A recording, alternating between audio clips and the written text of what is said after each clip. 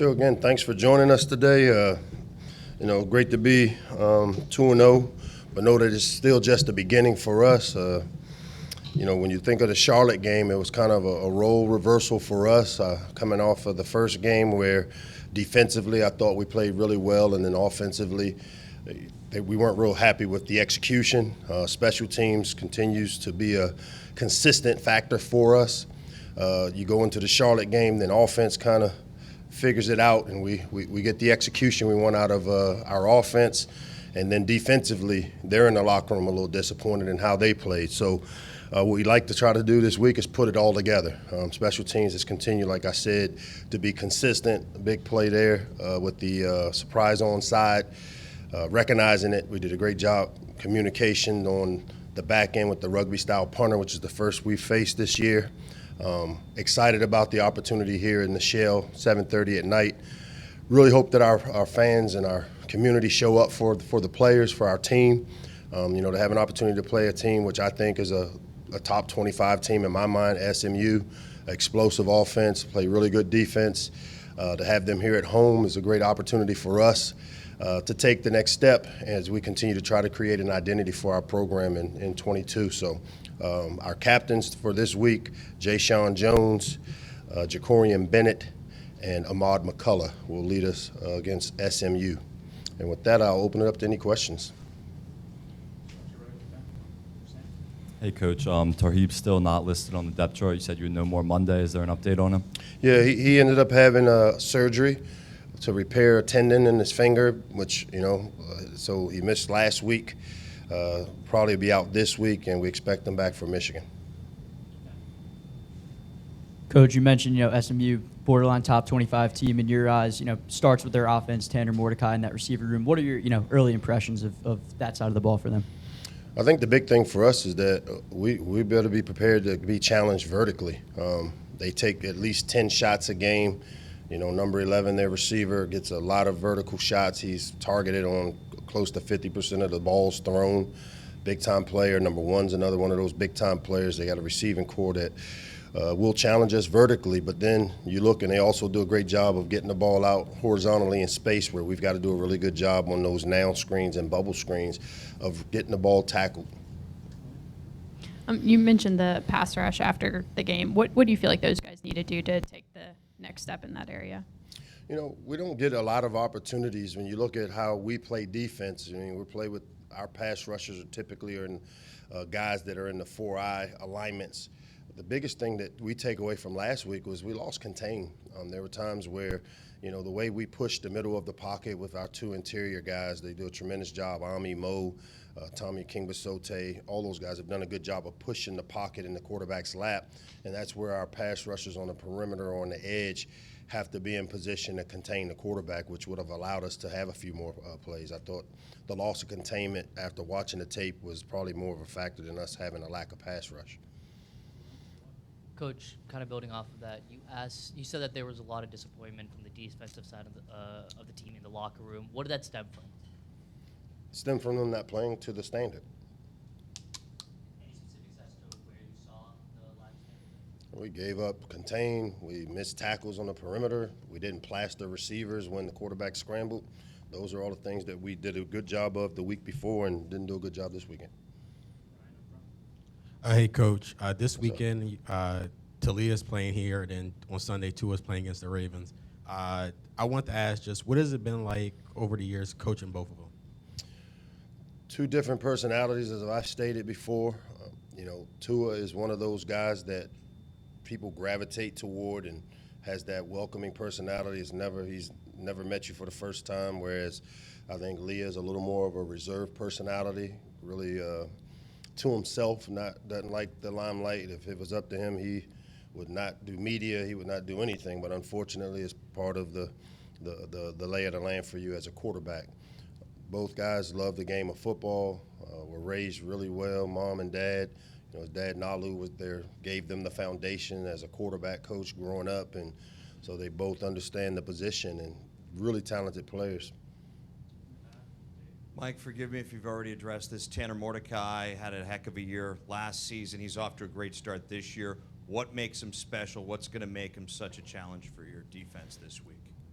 with Tanner, the big thing with him is, we talked about this a little earlier, was that they're going to challenge us vertically. They have 3 really strong receivers that offer different challenges. Number 11 will be the guy that gets the focal point or the focal amount of the balls thrown his way, though the other guys do a tremendous job of running in space, running after the catch. Mordecai gets the ball out quickly, not a guy that holds on to the football. So what we've got to do, and we talked about it a little bit earlier, is we've got to try to push the pocket through the middle, those A-gaps, and have it in his lap, which forces him to get off the spot and make adjustments when he throws. But this is a great offense. They're scoring 45 points a game. They play great defense, only giving up 13 points a game. It'll be a heck of a challenge for us, but I know our players are excited about it. They're excited to be back home in the shell, second opportunity here at home, a night game. So hopefully we can get, like I said, our community to rally around this team as we continue to try to take the next step of putting a product on the field that our fans can want to come out and support. Coach, a year ago, to follow up on the passing game in the secondary, a lot of the explosive plays that happened seemed to be a concern about the communication amongst the secondary. So what have you seen improvement on that area, and now without Tarheeb out of there in the lineup, how do you address that? Good thing for us is that we played a game without him in the lineup. Tarheeb is one of those versatile DBs that starts at the nickel position for us, but also plays corner. This past week we were able to get Glenn Miller involved at the nickel, played more of what we call our big nickel alignment. The communication has been great thus far. Now this week will be a challenge because SMU offensively will be the fastest tempo team that we'll face, and so our goal is to get the call, get aligned as quickly as we can, and play with great eye discipline. They offer a lot of different challenges in their different exotic formations, the unbalanced things. And because of the tempo in which they play, it's going to be really important that communication is great this week. Just looking at Talia when he has such a good performance and only 4 incompletions, and knowing his personality and kind of how he seems to focus on what he could do better, like what is he like? What is his approach when he comes in after a game like that? Does he still harp on kind of where he can improve? He is business as usual. I mean, he's hard on himself, and that's why I've said this numerous times about Talia, that the goal for us is to get him to talk good to himself, give himself a break. And I know he puts a tremendous amount of pressure on himself, and part of our goals, Dan and myself as his coaches, are to try to relieve the pressure, to allow him to just go play and have fun. And to sit in the locker room after the Buffalo game, and he had 6 drops, and he would have had 4 incompletions that game as well, and feel like he didn't play well. It's disappointing for me as a head coach to know that, go have fun, man. I really want him to enjoy these opportunities that he has, because they don't come around often, and I think he's kind of taken that approach last week. I saw him with a smile on his face after he threw the interception to Dante, which typically I would have had to talk him off the ledge. He kept a smile on his face, and yeah, we were up by some points, but he's really hard on himself. He's very demanding of himself, as it's my job to try to kind of help him relax and go have fun with it. Mike, you guys had 2 touchdown runs of 30-plus yards in week 1, 2 more this past weekend. If you could take us through the ingredients of how this the scheme, the execution, and the effort has generated the big plays for you guys this fall. It's totally the execution, because when you look at the plays that have hit, they haven't been some exotic run. It was our A-gap inside zone plays that were blocked to perfection. A week ago, Jay Sean Jones went in and blocked the safety. This weekend, Antoine Littleton made the safety miss, who's the unblocked guy, and outran the rest of the defense. And it was great to see Kobe McDonald kind of get back on track.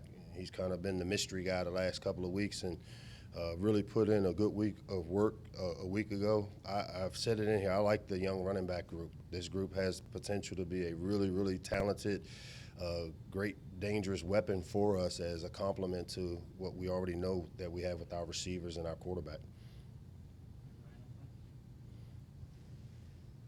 Throwing another Talia to a question at you. I want to ask, you mentioned multiple times how you believe Talia is one of the most underrated players in college. And kind of the same, like Tua kind of is underrated in a sense, or get a lot of like attention towards them.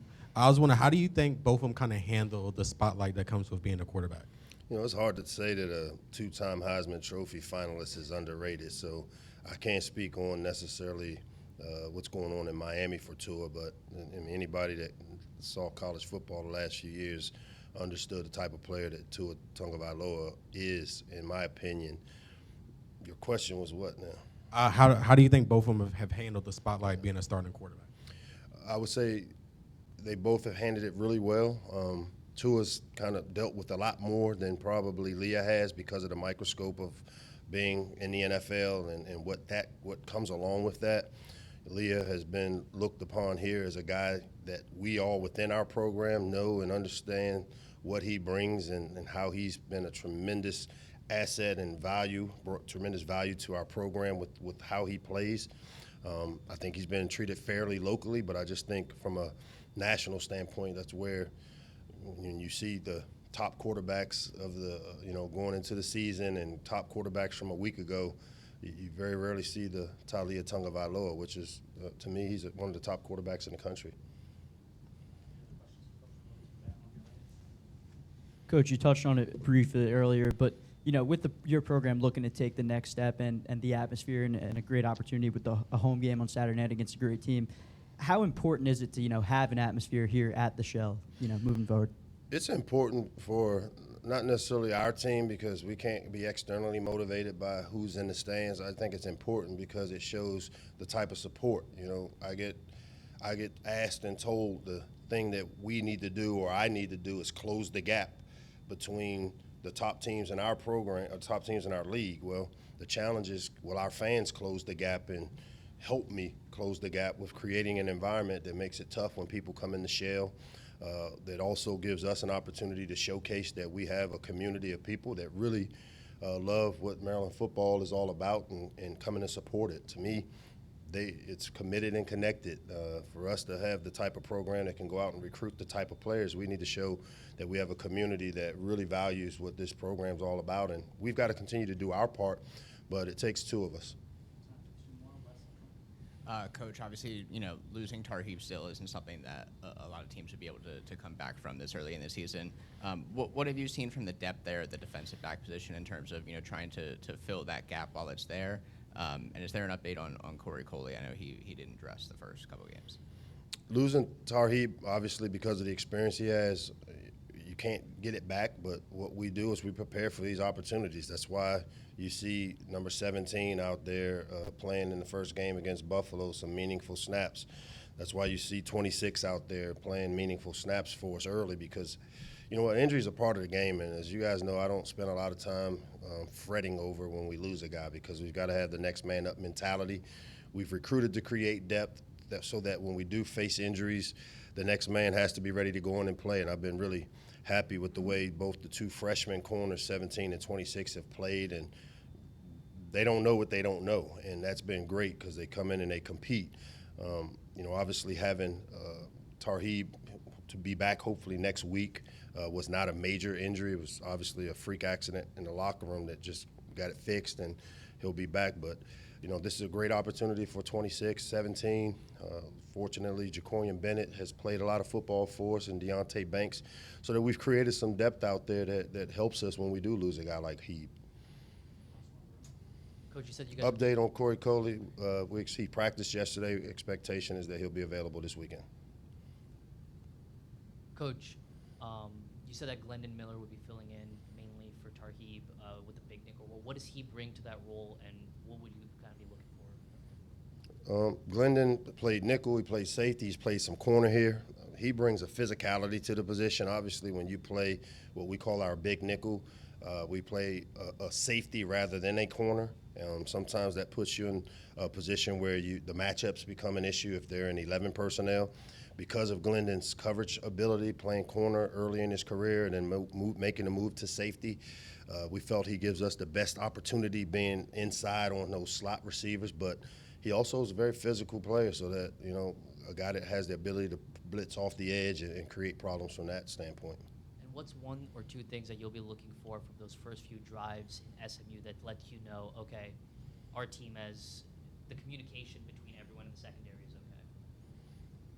okay? I think getting lined up first and foremost. When you play teams that play with tempo like SMU, most of the big plays that they've created when we watch their big play reel, and I've had a chance to watch it the last couple of days, they've got a tremendous amount of big plays off of guys not being lined up. And that's what tempo does. We've seen it because we play with tempo. When you can get the ball snapped with the defense not in the positions they need to be in, it gives you free shots. And so the quicker we get lined up, and we've got to continue, we're doing a lot more work together against each other this week because we do play with tempo to get our defense ready for the type of tempo we'll face out of SMU. The first few drives, it'll be important to make sure that we're lined up correctly, we've got the communication right, and that we're playing with the eye discipline necessary. Thank you, Coach. Thanks, guys.